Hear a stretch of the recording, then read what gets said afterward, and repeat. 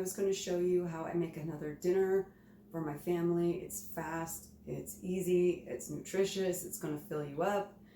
So we're going to be doing pork chops today in a pressure cooker, and then we'll add some kind of vegetable side dish. I really try to keep it to that with most dinners. Occasionally, I'll make an additional side of like rice or something for the kids if that's what they want, or I can make naan bread. But I've been at work all day, so I just want to make something easy that tastes great and will fill everyone up. So let me show you what I do. All right, for this recipe, I'm going to use chicken broth because I already have it open and I think it tastes great anyway. We're going to use seasoned salt, garlic powder, oregano leaves, and paprika. I also have about 4 pounds of pork chops right here, and that will feed everyone in our family.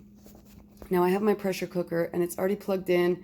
Even though I haven't added anything yet, I have it on keeping warm because I don't want to wait that additional time once everything's prepped and like put in for it to heat up. So I plug that in right away.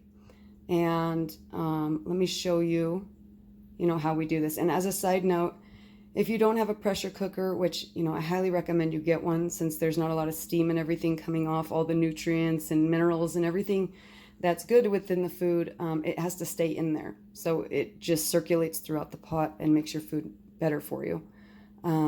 If you don't have one, you can definitely make this recipe with a crock pot, or you can make it on the stove in just a soup pot. That works as well. But let me show you what we're going to be doing. All right, so I'm going to get out my cutting boards. You can tell these are well used. I have a red one and a clear one. The red one is always going to be for meat. The clear one I'll use for vegetables. All right, so we'll take the lid off of this. So as we finish stuff, we can just throw it in, and that's already hot.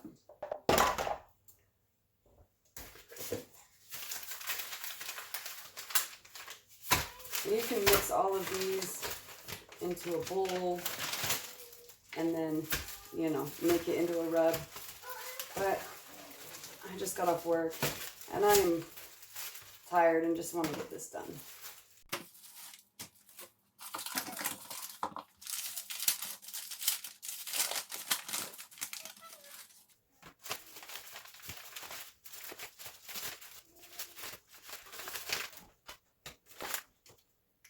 Okay, so now I'm just going to cover them up with the spices.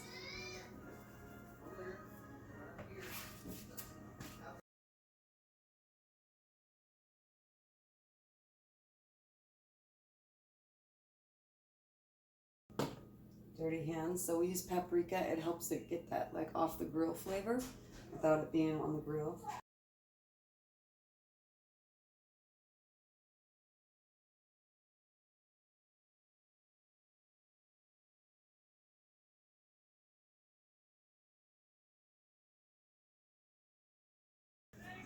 All right, so we have that, and we'll go about placing these in here.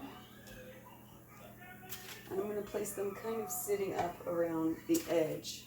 I don't want them piled in together because I want them to cook evenly. And then from here, I'm going to add some chicken broth down at the bottom.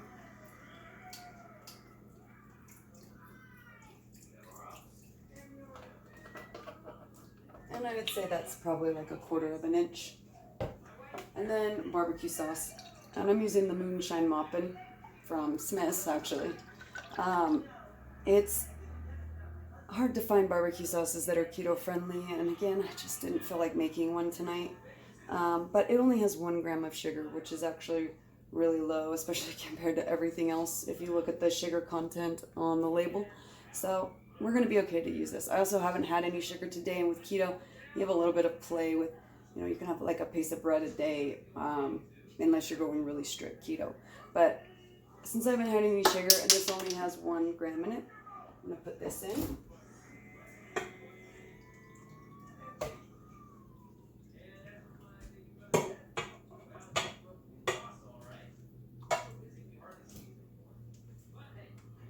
And because there's so much sauce, I might even make some rice for the kids and they can use it as a cream for it. So let me just show you what this looks like right here. So there it is. You can see that they're all sitting up against the edge We've got the sauce in there. And so that's what we want it to look like. All right, and I just decided I'd actually like to add an onion in here. My family really likes onions. And the smell is so good. I think an onion would go well with it.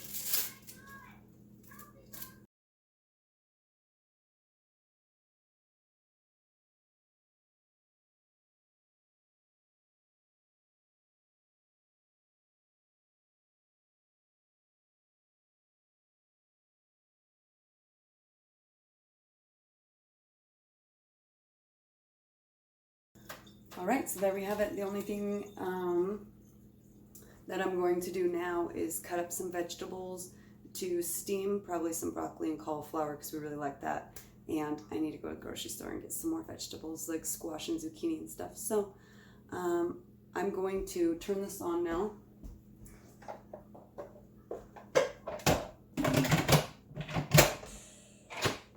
Make sure this is down. And I'm going to do it as a stew. And I'm going to do it for 40 minutes. And so once it's set to that, we just leave it and it'll do its magic. And then I will come back here and show you guys once it's all done. Tell me all about it, what happened. Dad doesn't like Freddy Fazbear and his new toy. I saw him and he don't like him, but Freddy. Oh, you did a good job, kid. I know. No. All right, so now we're getting down to 22 minutes left. Good grief. So I cut up some cabbage into little squares, and that's what we'll do for the side dish. I was going to do broccoli and cauliflower, but we need to use the cabbage. And it turns like a turquoise or like a deep turquoise blue when you cook it, so it's fun for the kids. And then I'm also going to make the kids instant mashed potatoes. I could make real mashed potatoes, but we're just going to keep it simple tonight. All right, we got 7 minutes left on the meat, so I'm going to definitely make sure that I start the cabbage now. And I'm going to cook it on full blast because I want it to be done. I'm making instant mashed potatoes like I told you guys, and we like onions like I also told you guys. So I cut up a bunch of green onions and I throw it in there while the water starts to boil. So let's start that. So we'll check back in on this in a second. Stop messing with me. You guys be good. I'm watching you. All right, just to follow up on the potatoes. With the green onions, put all the stuff in to put it together. And now we're just going to add some sour cream. Just because they're instant doesn't mean they have to taste like it. All right, there we have it. Dinner's made. Those pork chops are falling off the bone. It was so hard to get it onto the plate. It's just falling apart, but looks amazing. We got cabbage, sour cream chive potatoes, and pork chops with onions. Enjoy.